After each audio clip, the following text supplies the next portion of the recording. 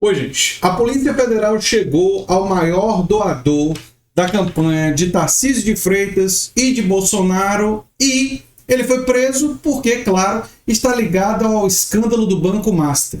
Se vocês pensam que acabou, não tem mais. Vamos ver detalhes nesse vídeo, mas é muito importante compartilhar esse vídeo porque fica cada vez mais claro que o maior escândalo financeiro da história recente do Brasil logicamente conecta financiadores de campanha que injetaram uma quantidade enorme de dinheiro na campanha de Tarcísio de Freitas e de Bolsonaro, o maior financiador, o maior doador para a campanha, tudo leva a crer, as evidências estão sinalizando, envolvido nesse escândalo. Vamos ver mais detalhes e comentar aqui o vídeo do Mídia Ninja. Vamos lá.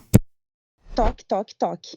A Polícia Federal prendeu, durante uma operação na manhã desta quarta-feira, o pastor e empresário Fabiano Zettel, cunhado de Daniel Vorcaro, dono do Banco Master. Um detalhe que a mídia corporativista pouco informa é que Fabiano Zettel é o maior doador eleitoral de Tarcísio de Freitas e doou 2 milhões de reais para sua campanha de 2022. Ele também doou 3 milhões de reais para a campanha de Bolsonaro. Peraí, doou não, né?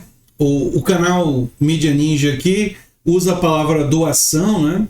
Até porque é mais curta do que, enfim, investimento, né? A palavra investimento é mais longa. Eu entendo, em termos de YouTube, usar a palavra doação. Talvez eu use doação também nesse... Mas no vídeo a gente pode esclarecer, né? 2 milhões de reais para Tarcísio, 3 milhões de reais para Bolsonaro. Isso não é doação, né? Doação tem que vir com aspas, não é? Isso daqui é investimento. Isso daqui é comprar favores no futuro. Quem é que vai me convencer que alguém doou 2 milhões de reais ou 3 milhões de reais para a campanha de um político? Não. Quer muita coisa em troca. Muita coisa em troca. Né? Quer uma agenda que favorece seus interesses. Né? Quer transformações na lei que favorecem seus interesses. E o Rogério Correia já tinha apontado um pouco sobre isso. Vamos lá. O deputado federal, Rogério Correia, já havia denunciado essa conexão na CPMI do INSS em novembro do ano passado, quando Daniel Vorcaro foi preso. Confira. Agora, hoje tiveram outra notícia ruim, que foi a prisão do Vorcaro. O Vorcaro é amicíssimo, viu?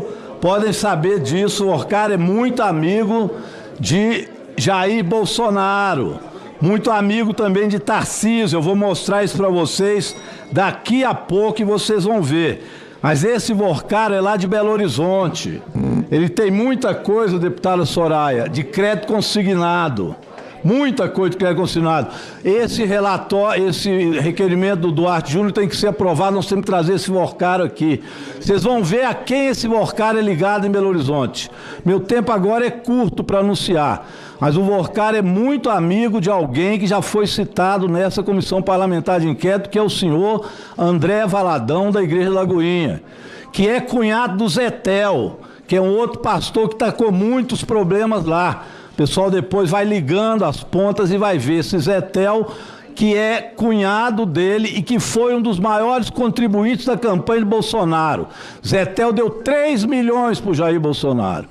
Pois é, o Zettel, que é conhecido como pastor, mas talvez o ideal seja como mercador ou mercenário da fé, né?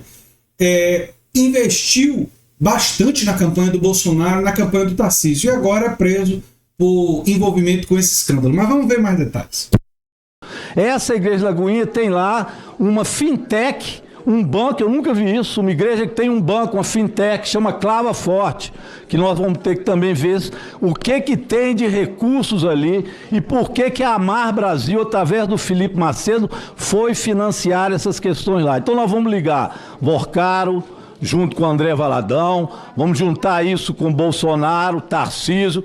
Isso vai dar muita coisa para a gente averiguar aqui. Tomara que não haja nada de blindagem em relação a isso. Quem segue trabalhando para blindar os investigados da operação é o ministro Dias Toffoli, relator do caso do Banco Master no Supremo Tribunal Federal. Segundo informações do comentarista Octávio Guedes, a Polícia Federal está perplexa com a decisão do ministro para entregar todo o material apreendido ao STF. Entenda. Agora vamos para esse outro trecho que a Elisa citou, que essa, sim, interfere diretamente na investigação. Ele diz o seguinte: determino que todos os bens e materiais apreendidos por força do cumprimento da decisão, etc., etc., deverão ser lacrados e acautelados diretamente na sede do Supremo Tribunal Federal. Ou seja, você apreendeu um celular, né? Entre outras coisas, que ali você vai extrair muitas provas, documentos, planilhas. Isso, via de regra, fica com a autoridade policial, que é quem dirige a investigação, né? Então, ele vai ali examinar.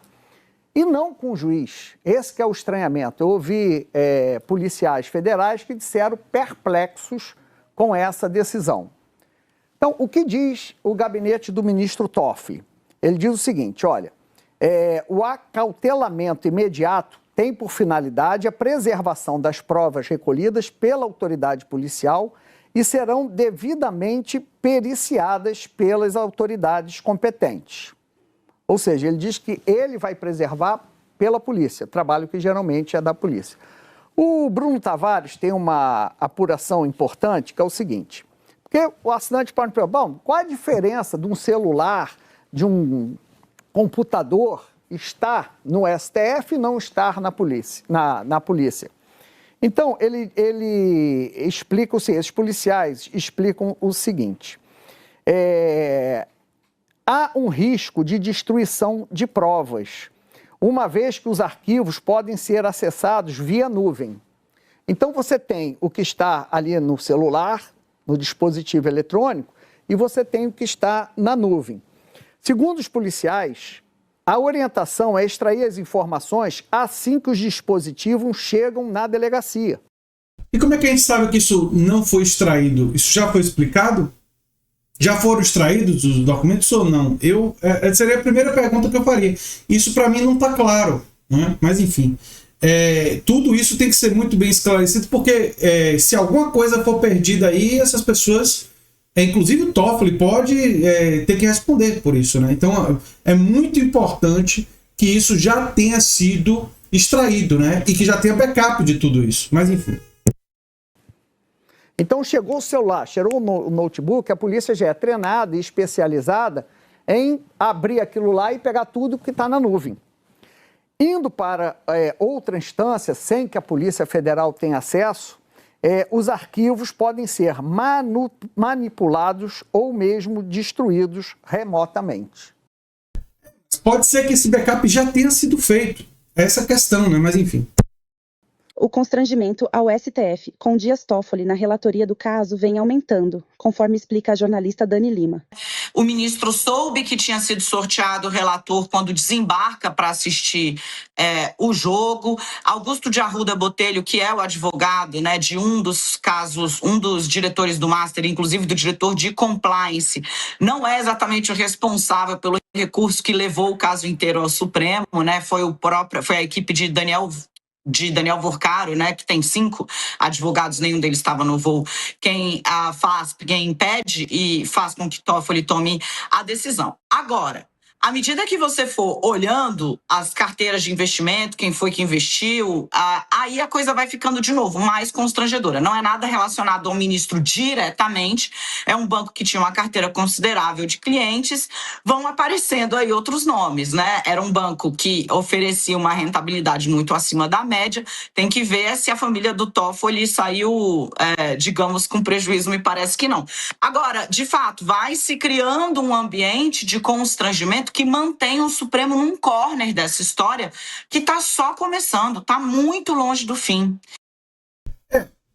Levanta questões, né? Fica a dúvida, será que o Toffoli queria acesso aos documentos porque está com medo que o nome de algum familiar dele esteja lá e ele quer tirar?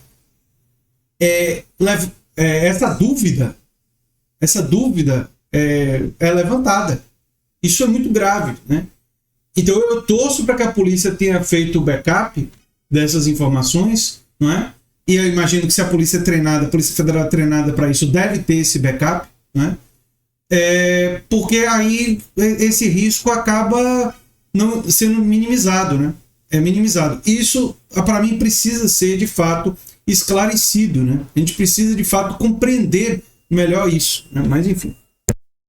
Então, assim, o ministro tem segurado o caso com unhas e dentes, deu uma segunda decisão reafirmando a legitimidade da manutenção do caso no Supremo Tribunal Federal, mas, de novo, né, essas revelações não fazem com que a posição do relator fique mais confortável, ao contrário, elas mantêm o Supremo não como parte da solução, mas como um dos vértices dessa crise, o que, por óbvio, para a corte como um todo e para o ministro é muito ruim. Ele deveria ter se declarado suspeito e não ser o relator, né? Era o que era correto, né? Se tem familiares dele que investiam no Banco Master, né, eles diziam, olha, eu não posso ser o relator. Foi um equívoco, mas aí é que levanta a questão, será que ele gostou de ter sido sorteado? Enfim, é uma coisa que ainda vai ser esclarecida. A prisão de Zettel ocorreu no Aeroporto Internacional de Guarulhos para impedir que Fabiano saísse do país e ele já foi liberado. Além disso, a operação está cumprindo 42 mandados de busca e apreensão, inclusive na Faria Lima, e bloqueou 5,7 bilhões de reais em bens e dinheiro. O diretor da Polícia Federal, Andrei Rodrigues, declarou em entrevista que a operação contra o Banco Master é uma das maiores investigações da instituição. De fato, eu faço coro aqui ao ministro Fernando Haddad. Eu acho que essa é não só a maior investigação de fraude bancária, mas talvez uma das maiores, se não a maior investigação da Polícia Federal, seja pelo volume de dinheiro envolvido nisso, seja pela quantidade de pessoas e o nível, enfim, dessas pessoas que a gente está investigando. Então, isso chama muito a atenção. De fato, todo esse mecanismo criado e que teve, e você fala da atuação do comentário do ministro Fernando Haddad, e se relaciona diretamente à atuação do Banco Central. Então, se relaciona com a atividade fiscalizatória que funcionou, né? O presidente Galípolo foi muito contundente, muito feliz ao deliberar a respeito dessa fiscalização e muito vigoroso com essa iniciativa e que identificou esses fatos que foram comunicados à Polícia Federal. Então, o que chama a atenção, acho que o volume de recursos envolvidos chama a atenção, de fato, a facilidade com que se criam, aparentemente, e eu falo isso porque são dados públicos, aparentemente se criam valores, e aqui falamos sempre as casas de bilhões, e que passam ou passaram algum tempo despercebidos de todos e de tudo. Esse despercebido durante o governo Bolsonaro parece que tinha a ver com o fato de que algumas pessoas envolvidas financiaram a campanha do Bolsonaro, né? Talvez isso ajude a explicar por que não teve investigação. Andrei Rodrigues mandou um recado aos corruptos da Faria Lima. O que nós estamos mostrando agora é que o crime organizado não está só na favela. O crime organizado está em vários segmentos e nós estamos focados no que é o chamado andar de cima. A Polícia Federal atua com essa independência, com essa autonomia, sem olhar a cor partidária, ideologia, estado social, econômico, político, o que quer que seja. E isso tem nos dado a oportunidade de desvendar, né, graças a essa autonomia que o ministro Lewandowski nos ofereceu, que o ministro Flávio Dino nos garantiu e que o presidente Lula permanece garantindo até hoje. Então, essa independência que faz a Polícia Federal descobrir esses crimes, né? E parece que a Polícia Federal, no passado recente, não tinha essa independência, né? Por que será? Por que será? Será que é porque alguns dos envolvidos eram financiadores da campanha do Bolsonaro? Pois é, gente. Pois é. Só terminar de ouvir. Com isso, conseguimos esses avanços, com a integração, né? E essas operações que você cita foram fruto da integração com a Receita Federal, com o Ministério Público, com as polícias estaduais, onde a gente, com esse formato, consegue melhores resultados. Então, é isso que a gente espera continuar fazendo. Pois é, gente. Pois é. Eu sou uma das pessoas que mais enfatizo aqui, já há algum tempo, a importância de se examinar quem financia a campanha dos políticos e fazer as conexões. Porque esse financiamento de campanha, primeiro que é fonte de grande corrupção. A grande parte da corrupção na política tem a ver com essas, entre aspas, doações. Vou colocar entre aspas no título do vídeo, porque doação é brincadeira, né? Isso daí é investimento para obter vantagens no futuro e facilitar a corrupção. Infelizmente, uma Polícia Federal independente está descobrindo, investigando isso. E esse mercador da fé, esse, alguns vão chamar mercenário da fé, né, foi descoberto, né, e agora vai ter que responder, né, pelos seus aparentes crimes. Claro que o crime, para ser definido e para ele ser punido, vai ter que ser demonstrado no julgamento, né? Todo mundo é inocente até que se prove o contrário, mas vamos dizer assim, as evidências até agora não são muito boas para esses aliados do bolsonarismo, né? Eu sou André Teixeira Jacobina, o canal é a Nova Máquina do Tempo. Se você gosta do que a gente faz, se torne membro, apoiador, quem sabe faz um dos nossos cursos ou manda um pix para andretj@terra.com.br. E se você gostou desse vídeo, provavelmente vai gostar do vídeo sugerido aqui no final. Tchau, tchau, gente.